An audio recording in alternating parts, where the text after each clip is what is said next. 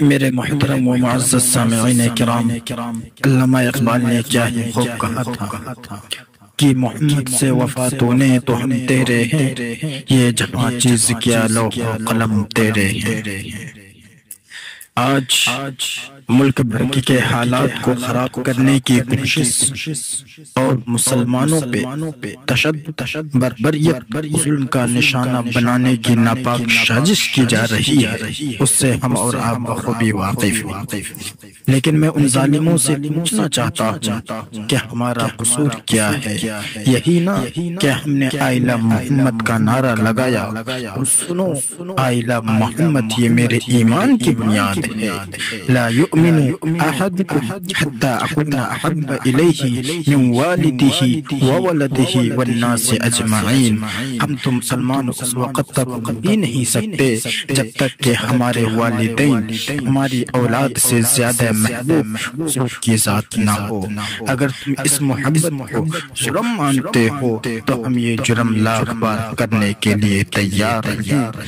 اگر تم سزا کے طور پہ ہمیں سرے بازار ذلیل و رسوا کرنا چاہتے ہو، پولیس کے ذریعے ہم پہ لاٹھی چارج کرنا چاہتے ہو، جیل کے سلاخوں میں ہمیں ڈالنا چاہتے ہو، پھانسی کے پھندے پہ لٹکانا چاہتے ہو، کیونکہ حکومت تمہاری ہے، عدالت تمہارا ہے، قانون تمہارے ہاتھ میں ہے، تو سنو ظالموں، حضور کی ذات کے لیے ہمیں یہ سزا منظور ہے۔ یہ ایک جان کیا حضور کی عظمت کے لیے لاکھوں جان قربان ہے۔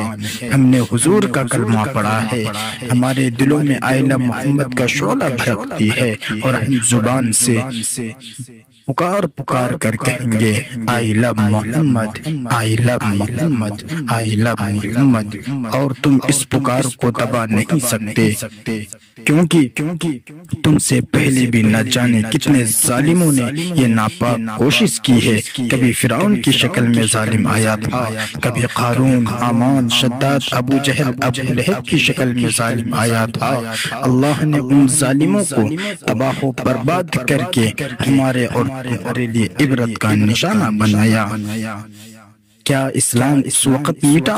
نہیں نا، اسلام آج بھی نہیں مٹے گا، روز قیامت تک اسلام مٹنے والا نہیں ہے۔ لیکن ظالموں، اگر تم نے بھی ان ظالموں کے نقش قدم پر چلنے کی کوشش کی تو اللہ تمہیں بھی تباہ و برباد کر کے آنے والی نسلوں کے لیے عبرت کا نشانہ بنائے گا انشاءاللہ۔ ہم نے تو صبر کا پیالہ ہی نہیں بلکہ صبر کا سمندر بھی رکھا ہے۔